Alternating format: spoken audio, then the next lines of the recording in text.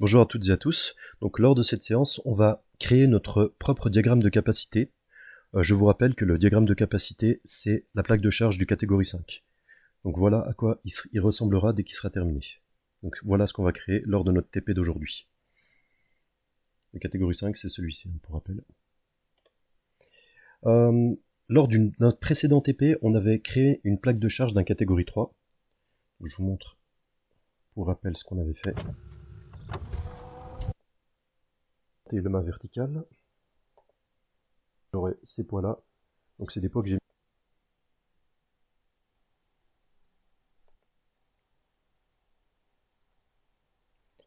Donc voilà, vous pouvez retrouver cette vidéo sur la chaîne YouTube, TransportGex ou LogisticGex. Donc voilà, lors de cette séance, on va créer notre propre diagramme de capacité, donc notre propre plaque de charge d'un catégorie 5 de A à Z. Et normalement, dès qu'on aura fini de la créer, on saura l'utiliser parfaitement. Pour ce faire, en fait, on va insérer une feuille Excel,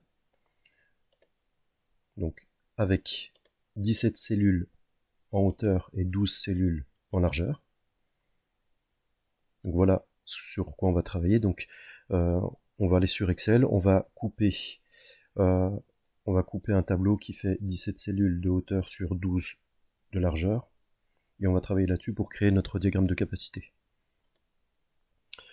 Ensuite, une fois qu'on aura inséré notre feuille Excel, en fait, on va changer le fond en fait pour avoir un fond noir sur un quadrillage blanc. Donc je vous montre comment j'ai fait. Donc là j'ai collé la feuille Excel, 17 de hauteur sur 12 de largeur, 12 cellules de largeur, donc je le répète. Ensuite, vous faites un clic droit sur votre sélection, enfin vous sélectionnez tout, vous faites un clic droit, et on va changer le fond en noir. Donc là on va se retrouver avec un fond noir sur un quadrillage blanc. Donc voilà le résultat. Et c'est là-dessus en fait qu'on va travailler pour créer notre diagramme de capacité. Notre diagramme de capacité, il a deux axes verticaux et un axe horizontal. Donc on va voir ce que sont que ces axes. Donc l'axe vertical, le premier qu'on trouve à gauche, c'est les masses en kilos que peut lever le chariot. Donc voilà le pictogramme. Donc ici à gauche, là, c'est les masses en kilos que peut lever le chariot. À l'horizontale, on a, représenté par ce pictogramme, la distance entre le talon de la fourche et le centre de gravité.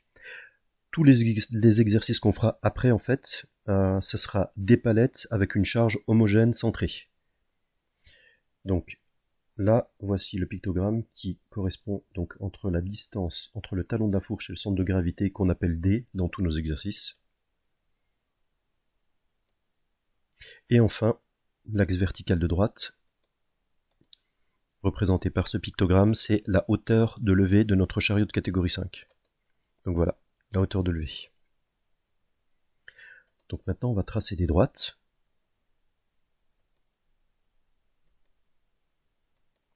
Donc notre première droite ici, là, elle correspond à une hauteur de levée de 6725 mm.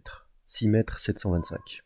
Donc tout ce qui se trouve en dessous de cette droite pourra être levé à 6725 mm par notre chariot. Ce qui est en dessous de cette droite pourra être levé par notre chariot à 6725 mm. 6 mètres 725. Donc tout ce qui est en dessous. Tout ce qui est en dessous de cette droite-là pourra être levé à 6 mètres 275, 6275 mm. Tout ce qui est en dessous de cette droite-là, tout le quadrillage qui est en dessous de cette droite pourra être levé à 5825 mm, et ainsi de suite. Donc, pour finir, tout ce qui est en dessous de cette droite pourra être levé à 4175 mm. Maintenant, on va prendre des exemples pour utiliser notre diagramme de capacité qu'on vient de créer. Donc, imaginons qu'on a une palette euro chargée en mode longitudinal dans notre paletier, qui pèse 1200 kg. Est-ce que je peux la lever à 6725 mm? Eh bien, on va vérifier. Donc si c'est une palette euro stockée en mode longitudinal, ça veut dire ici là que je vais avoir 1200. Donc je vais diviser 1200 par 2 pour avoir mon centre de gravité. Donc ça va me faire 1200 divisé par 2, c'est 600. Donc 600, c'est cette droite verticale ici. Là. Donc maintenant, je vais faire l'intersection entre le 600 et les 6725 mm que j'essaye d'atteindre. Donc l'intersection, je reporte sur la gauche pour savoir le poids que je peux lever. Et c'est 1200 kg. Donc oui, je peux bien lever 1200 kg à 6725 mm avec ce chariot, avec ce diagramme de capacité là. Donc ce chariot pourra lever 1200 kg à 6725 mm. Maintenant, je vais prendre un autre exemple. Je vais prendre une palette de 1m40 sur 1m40 de longueur sur 1 m de largeur. Et je vais regarder si je peux lever 1400 kg à 6275 mm. Donc toujours, elle est stockée en mode longitudinal. Donc pour trouver le centre de gravité, je vais faire 1400 divisé par 2 pour arriver ici, là, pour arriver à la moitié. Donc 1400 divisé par 2, c'est 700. Je vous rappelle que je cherche à lever 1400 kg. Donc ici, là, je vais chercher l'intersection avec la droite 6275. Je vais reporter sur la gauche. Et là, je vois que j'arrive à 1300 kg. Donc non, je ne peux pas lever 1400 kg à 6275 mm. Parce que du coup, le 1400 là, il va se trouver au-dessus. Si je fais l'intersection avec le 700, ici là, vous voyez que ça se trouve au-dessus. Donc vu qu'on a dépassé notre droite, on ne peut pas lever à 6275 mm 1400 kg. Et enfin, je vais prendre un dernier exemple. Imaginons que on a une palette qui fait 1m40 de longueur, 1 m de largeur, qui pèse 1800 kg. Est-ce que je peux la lever à 4175 mm? Donc pareil, je vais refaire le même exercice. Donc pour trouver la distance entre entre le talon de la fourche et le centre de gravité, je vais faire 1400 divisé par 2, donc 700 mm, donc ce sera sur cette ligne verticale.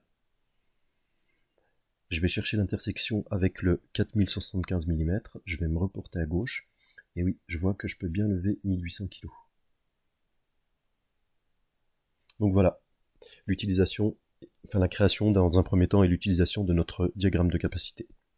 Donc si vous avez des questions, n'hésitez pas à m'envoyer des mails, on fait comme d'habitude, j'y répondrai avec grand plaisir, et je vous dis à la prochaine. Merci, au revoir.